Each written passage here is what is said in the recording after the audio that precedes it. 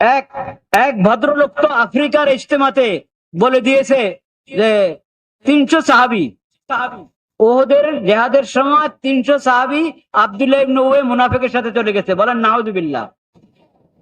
মুনাফিকের সাথে যারা গেছে তারা মুনাফিক না সাহাবী? তো কিভাবে বললো 300 সাহাবী? সাহাবী বললে মানুষ কি বুঝে? রাসূলুল্লাহর উপরে যাদের ঈমান ছিল, রাসূলুল্লাহর শাগরিদ যারা, সেই সাহাবী। সাহাবায়ে কেরামের সমালোচনা করে আহলে সুন্নাতের তরিকা নাই।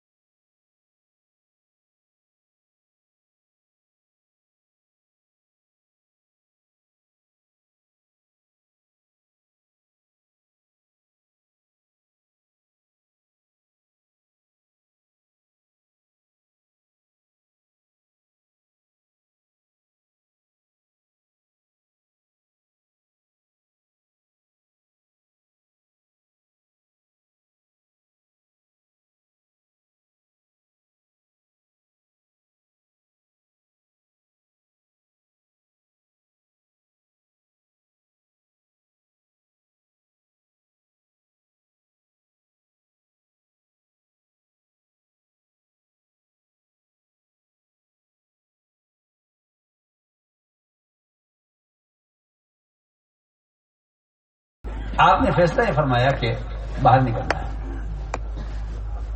منافقین کا سردار عبداللہ بن ابی بن سلول، اس نے کہا نہیں جی ہماری رائے تو باہر نکلنے کی نہیں ہے، ہماری رائے تو یہ ہے کہ ہم مدینے میں رہ کر مقابلہ کریں.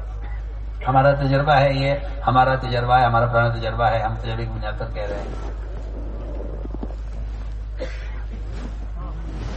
چنانچہ جب فیصلہ ہو گیا نکلنے کا تو یہ نے آواز لگائی کہ بھئی میری رائے والے کون کون ہیں، وہ ایک طرف ہو جائے.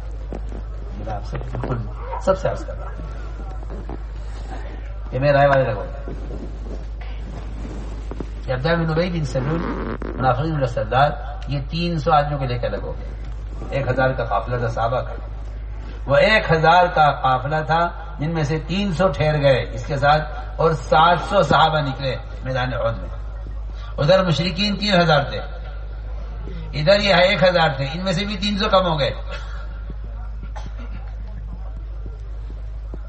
ان 700 صحابہ نے آپ صلی اللہ علیہ وسلم کا حکم مانا اور یہ میدان میں اترے.